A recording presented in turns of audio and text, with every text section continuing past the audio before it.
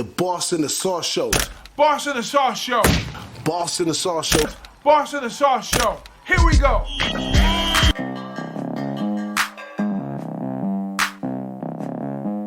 But Sunbelt versus Mountain West right here.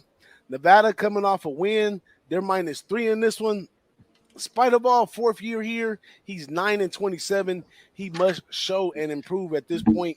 My man Ken Wilson from Nevada, 1st year here. Like I said, he walked away with the W last week, and he's going into this week. And the way I see it off top is Texas State coming in, returning 8 on offense, 6 on defense. The offense looked great. The coach announced that Lane Hatcher was going to be the starter. They got 3 returners on the offensive line, got a little depth. They got dual backs back there. They're pretty solid, and they got a wide receiver unit with some talent and some depth as well. On the defensive side, they got a defensive line, all new unit, full of transfers though. This guy Spider Ball, he did do a lot of transfer patching, which we're gonna see during the season how well this transfer thing is working out as far as patching these players in right here. But he did patch up the defense with some transfers and stuff. They said that the story of the transfer is out of 29 players, 29 of 32 players are transfers.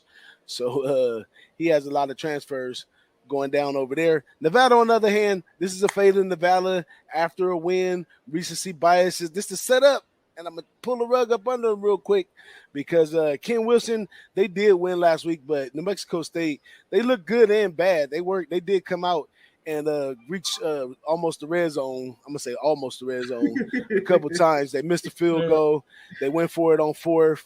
And then they got the safety and got the ball back. Nevada kind of manipulated, had a score after a score, got up on them a little bit. They made a lot of mistakes on New Mexico State. They had 5 turnovers, 4 interceptions, 1 fumble. They basically gave the game to Nevada. And to say from watching the game, both teams looked about equal overall. So Nevada's going to be coming in here against the Texas State with a hot offense, some great coaching. And one of the things that I love, Big Ragu, you hear me talk about this, 4th-year coaches. He returns 8 on offense, shows he got the proof in the pudding. He's 6 on defense is not great, but he's going to patch that up with transfers. Don't worry about it. But I'm going with Texas State right here. I'm taking them on the money line. Put me down for I'm a burn a unit on this one. What's the spread? 3. It's -3 Nevada. It's 3. Wow, so it moved up. All right, gotcha. Yeah, gotcha. Well, that's what I seen this morning on what was it, ESPN or something. Yeah, but wow.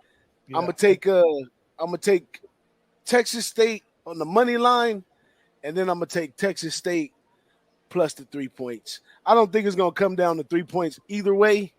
That's why I might as well play on the money line as well. But hey, if I get to put the 3 points in my pocket, give them to me. What y'all gotta say about this one? Go ahead, Marlon. You go since you're down in Texas. This game is in Nevada, right? Not in Texas. It is in Nevada, but it is. Yeah. And one other thing. So Texas State, for y'all to know, they did play in the WAC before, so they are used to playing Mountain West teams. So go for it, Marley. All right, so I kind of disagree a little bit as far as the side, but for all purposes, I'm not on this game. If I was, though, I think I would be on the Nevada side, especially being at home. I understand that, and that's the complicated thing about early season with the transfer portal, because you kind of just don't know. But if we're going off what we can go off last year, this defense was terrible, boss.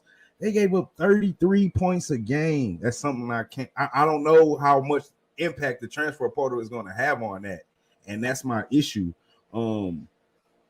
But what I do like, and Coach mentioned this on Brothers and Bets, I would really take Nevada first half at the crib. Texas State hasn't played. I hate taking teams that haven't played against teams that have already played a game, especially when I would like to think that Nevada has the better talent overall, top to bottom. I know it's a lot of Texas kids, and I'm super Texas biased, but I definitely believe that Nevada has the overall best talent. Offensively, they bringing everything back.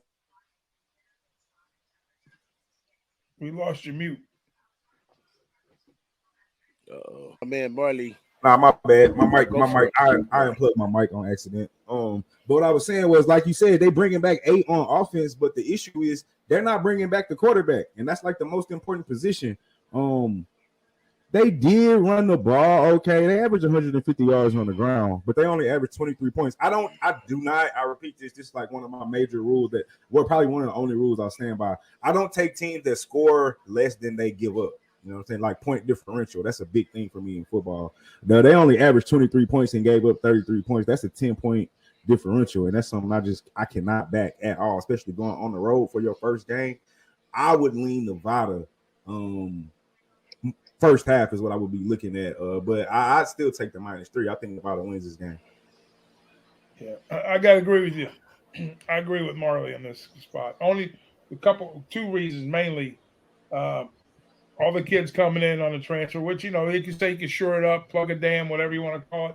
But Right. This team last year, their first 8 games, and they won 2 out of the 8 games. And those 2 games that they won, it took them 4 overtimes to beat South Alabama. And it took them another overtime to beat FIU, which is FIU. They weren't really good at all last year. They were horrible, and there's some bad, and these are not quality football teams at the current time and moment.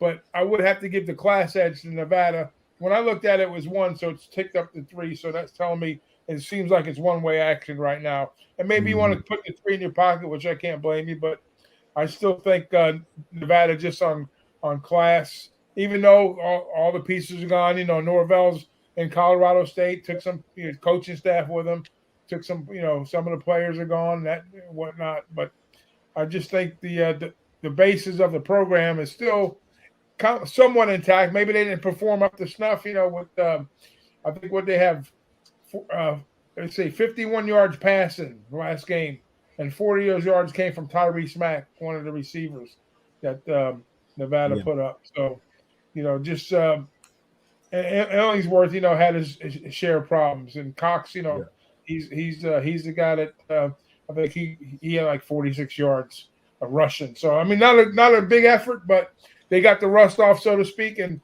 just on class alone. Not saying nothing bad about Texas State. They are who they are, but just from history of the programs, I got to take Nevada minus the 3 points.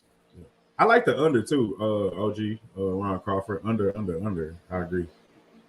Yeah, well, under is what? What's the under? 51.5 or 52? Oh, it says 52 right here. I'm just going off the screen. I'm looking at some stale numbers on the sheet that I got, but I don't have a lot of looking at lines. I think a sharp gamble would have fucking lines sitting in front of them right now. Let me pull up some numbers here. Yeah, I was going to say the same thing. Halfway intelligent when I'm talking to you guys.